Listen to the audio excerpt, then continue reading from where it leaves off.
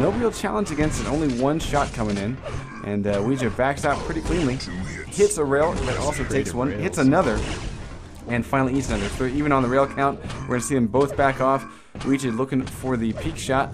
He's going to drop in on red a little bit early. 3, 2, 1. He should be able to get it before he dies, but he's in a really bad situation. The railgun is... Oh, Jovire backs off. Oh man, he really could have stayed to get that kill. And there's no reason to be this early for YA.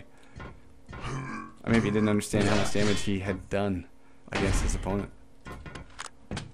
I think they're both playing very defensive, and they both can't seem to break each other's defense. They're both doing a really good job of avoiding each other. Oh, yeah, and I nice think maybe rail. that clock is getting to them. With only 3 minutes left to go and a 0 frag count, and it's got to be a little bit scary for them because one frag can really tip the balance here.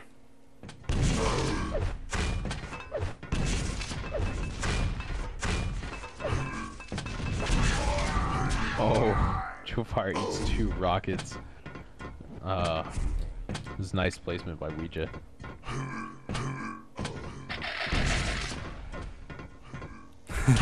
We got IRC cheering for a 0-0 overtime. It could happen.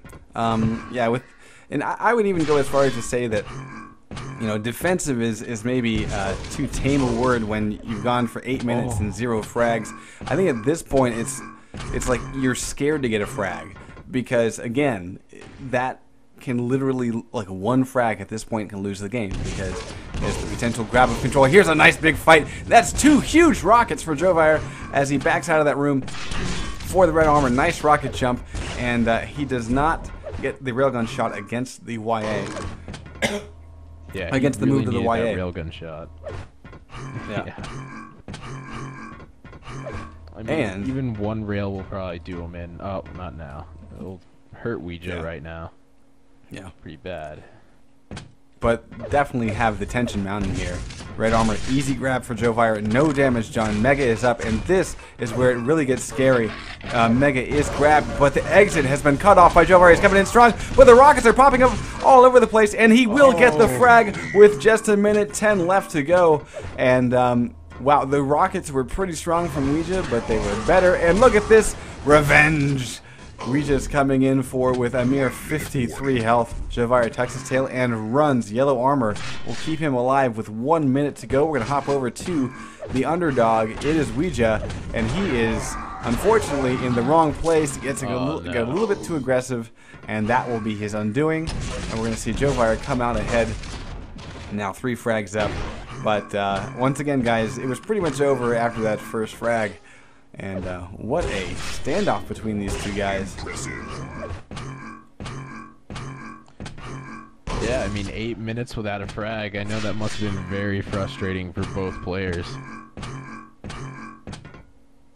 All right. So let's take a look at the... let's see. We have Rafa about to get up and running. So we're gonna hop over that. Hopefully that's not round 3. If it is, we're gonna hop straight into it, guys. This is over in 5 seconds. 61% rail for Jovire. That's insane. Nice work. Very nice work. 5 impressives. Ouija is here, but Ouija is out of here. Jovire takes it, and we'll see him in the next round. Let's go take a look at what games are still in progress. Jovire says that was intense. Yeah, 8 minutes, no frags. I bet that shit was intense. Always good stuff. All right, we've just gone live. About 20 seconds burned away in this Lone Wolf versus Rafa on DM6. And we were watching Lone Wolf with just a rocket launcher and yellow armor. Rafa stacked up with Mega and just a touch of some armor. He's going to drop in on red about 2 seconds early, but not a bad place to be considering how far away his opponent was. And Lone Wolf is off on his drop shot rocket. Rafa is not off on his and does make that one connect. He does miss with the rail though. So Rafa now picking the long range fight, dodging rockets. No real damage done against him. He does hear the shard pickups. Lone Wolf is in a bad way here and perfect control of the LG, and that will give him the first frag and only 25% LG accuracy overall, but in that exchange, extremely strong, and Lone Wolf got torn apart. So that is first frag, folks. Yeah. Wow. That was absolutely... Whoa. Not in that exchange. I was going to say he was absolutely dominating him, but in that exchange he didn't do too well. I think he was getting a little bit too close to his opponent.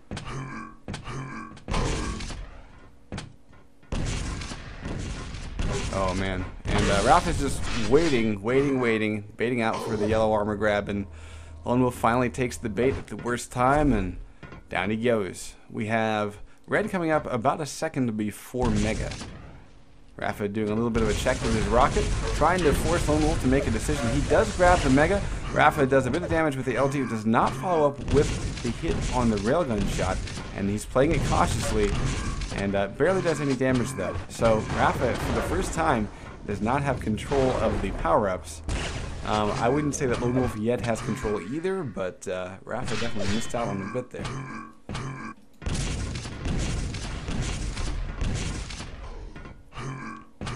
Now, if we see Lone Wolf both players has yet to stacked. Yeah, Lone Wolf has yet to hit a railgun shot though. We see a potential trade between Mega and Red. There it is.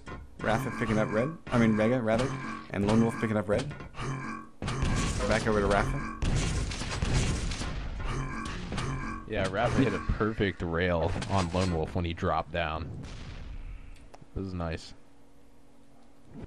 Now, for those of you watching and hanging out in IRC, I'd love to know if there's any buffering on the stream. We've tried to do some adjustments with the bitrate to help out people who have crappy DSL.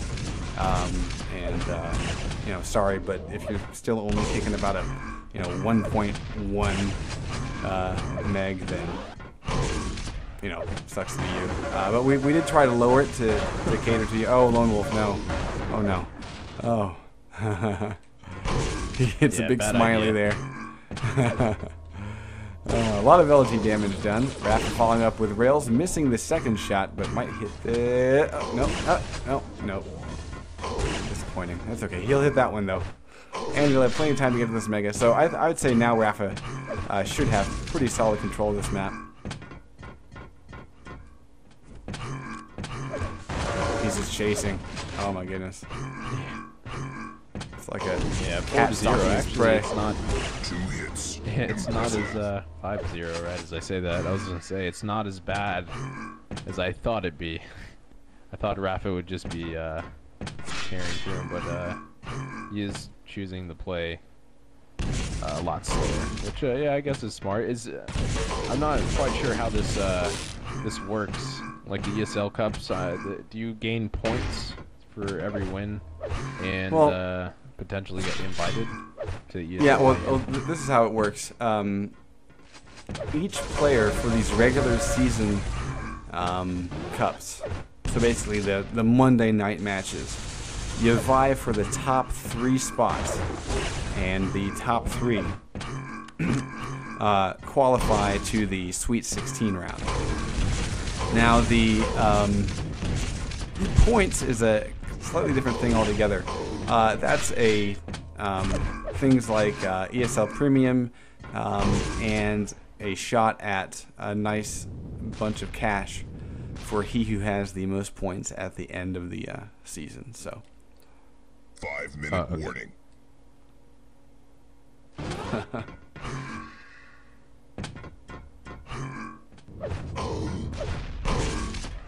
So, Rafa is, at this point, just kind of being, Rafa, where he's baiting items and just kind of chilling and controlling everything that he can. And Lone Wolf, I have to say, keeping it 7-0, about 5.5 minutes in, is not too bad.